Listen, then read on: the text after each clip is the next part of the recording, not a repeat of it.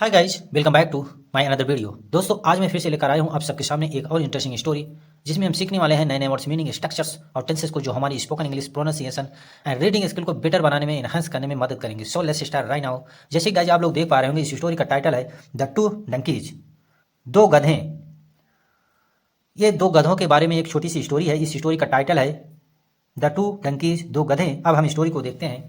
Once a rich jeweller and an iron merchant were walking down a path with their donkeys. Once means एक बार, अरिच एक अमीर, jeweller means होता है jewellery बेचने वाला, एंड एन आयरन मार्चेंट और जो लोहे का कबाड़ी का काम करता है उसे बोलते हैं आयरन मार्चेंट। वो जो आयरन मार्चेंट था और वो ज्वेलर जो था, सुनार, आप बोल सकते हैं सुनार ज्वेलर को, सुनार जो था और आयरन मैन जो था, दोनों वर वॉकिंग जा रहे थे, डाउन अपाथ रास्ते पर, या रास्ते पर आगे बढ़े जा रहे थे, विथ दियर डंकीज अपने गधों के साथ। यहाँ देखिए वर वॉकिंग, यहाँ पास्ट कंटिन्यूअस टेंस का यूज किया गया है। पास्ट कंटिन्यूअस टेंस की हेल्पिंग वर्ब होती है वाज वर। हमेशा बहुवचन के साथ वर आता है, एक वचन के साथ वाज आता है। यहाँ देखिए a rich and iron merchant, दो लोगों की बात किया गया, इसीलिए वर का यूज हुआ है। और इसके साथ हमेशा मेन वर्ब के फर्स्ट फॉर्म के साथ आईएनजी लगता है। जैसे वॉक के साथ आईएनजी जुड़ गया, वॉकिंग बन गया। डाउन अपाथ, आगे बढ़े जा रहे थे अपने गधों के साथ। The jeweller had decorated his donkey, जो वो ज्वेलरी था, सुनार था, हैड डेकोरेटेड, उसने अपने जो उसका गधा था उसको सजाया हुआ था। देखिए यहाँ पास्ट परफेक्ट टेंस का यूज किया गया। पास्ट परफेक्ट टेंस की हेल्पिंग वर्ब एक ही होती है, वो होती है हैड, और उसके साथ हमेशा मेन वर्ब की थर्ड फॉर्म आती है। जैसे डेकोरेट का थर्ड फॉर्म डेकोरेटेड, सजाया हुआ था अपने गधे को। He had a silk cloth on his back, और क्या था, ही हैड, देखिए हैड यहाँ भी यूज हुआ है। जब हमें पास्ट में कुछ होने का सेंस देना होता है तो हम हैड का यूज करते हैं। और हैड के बाद जब कोई मेन वर्ब की थर्ड फॉर्म ना आए तो आप समझ जाइए वहाँ कुछ होने का सेंस दिया जा रहा है पास्ट में। जैसे यहाँ देखिए हैड के बाद मेन वर्ब की थर्ड फॉर्म आया है, और हैड के बाद यहाँ सीधा अ सिल्क क्लोथ एक एडजेक्टिव आया है।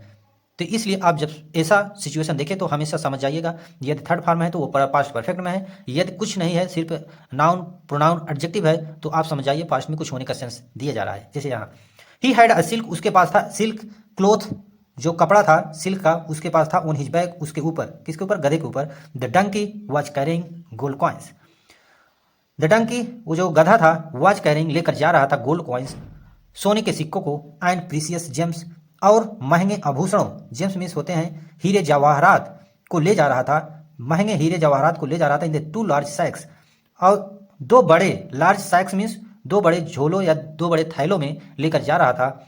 ऑन दी अदर हैंड, और दूसरी तरफ, ऑन दी अदर हैंड की हिंदी होगी दूसरी तरफ, द आयरन मर्चेंट डंकी, जो आयरन मर्चेंट था, वो कबाड़ी वाला जो था, उसके जो गधे थे वाज सिंपल, सिंपल थे, मतलब उसमें वही सब लोहे कबाड़ का सामान लदा हुआ था। In his sacks he was carrying some iron tools, जैसे यहाँ आप देख सकते हैं, इन हिज सैक्स, उनके थैलों में था, ही वाज कैरिंग, वह ले जा रहा था, मतलब उसके पास जो गधा था वो लेकर जा रहा था। यहाँ देखिए अगेन पास्ट कंटिन्यूअस टेंस का यूज किया। पास्ट कंटिन्यूअस टेंस की हेल्पिंग वर्ब होती है वाज वर। हमेशा एक वचन के साथ ही, जैसे एक वचन है उसके साथ वाज आया है। अगर यहाँ प्लूरल होता, बहुवचन होता, तो वहाँ वर लगता, और हमेशा इसके साथ मेन वर्ब की फर्स्ट फॉर्म आती है, उसके साथ हमेशा आईएनजी जुड़ा होता है, जैसे यहाँ जुड़ा हुआ है।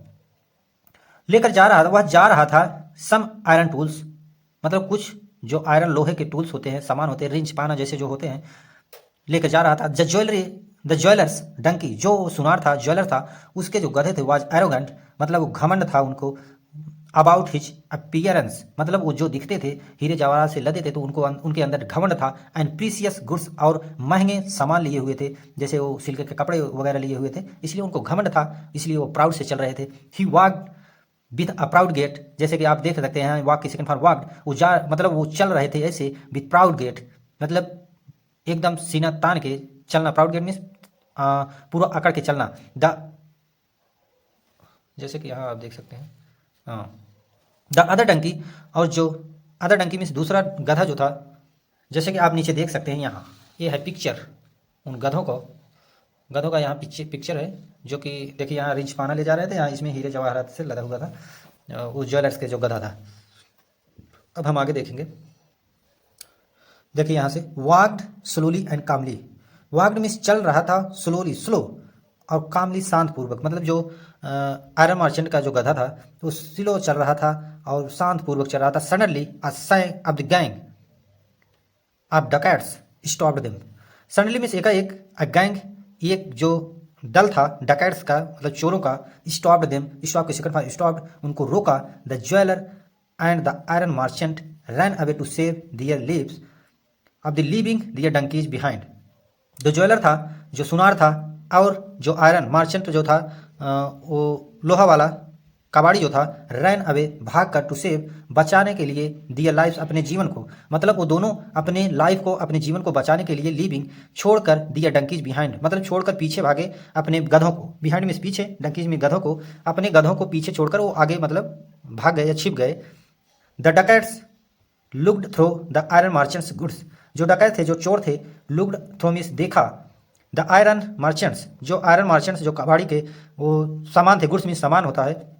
दे फाउंड नथिंग वैल्यूबल, उन्हें प्राप्त हुआ, फाइंड किसी के फॉर फाउंड, इसलिए पास्ट में इसकी मीनिंग जाएगी, उन्हें प्राप्त हुआ नथिंग वैल्यूबल, कुछ भी कीमती चीज वस्तु नहीं प्राप्त हुई। एंड लेट दी डंकीज गो, डंकी गो, और उस गधे को जाने दिया जिसमें वो रिंच पाना लदा हुआ था, वो आयरन मर्चेंट का जो गधा था उसको जाने दिया। देन दे सा द प्राउड डंकी, और तब उन्होंने देखा, सी के सेकंड फॉर्म सा मीन्स देखा, स मीन्स देखा, द प्राउड डंकीज जो गर्व से वो गधा जो चल रहा था, जिसके ऊपर हीरा जवाहरात लदा हुआ था।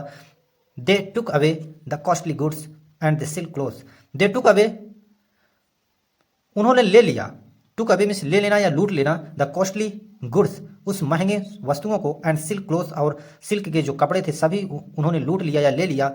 ही वॉज कैरिंग, जो वह गधा लेकर जा रहा था। यहाँ देखिए ही वॉज कैरिंग, यहाँ पास्ट कंटिन्यूअस टेंस का यूज किया, पास्ट कंटिन्यूअस टेंस की विभूति वॉज वर हमेशा इसके साथ मेन वर्ब के फर्स्ट फॉर्म के साथ आईएनजी लगा होता है, जैसे यहाँ व्हेन द डंकी रजिस्टेड, जब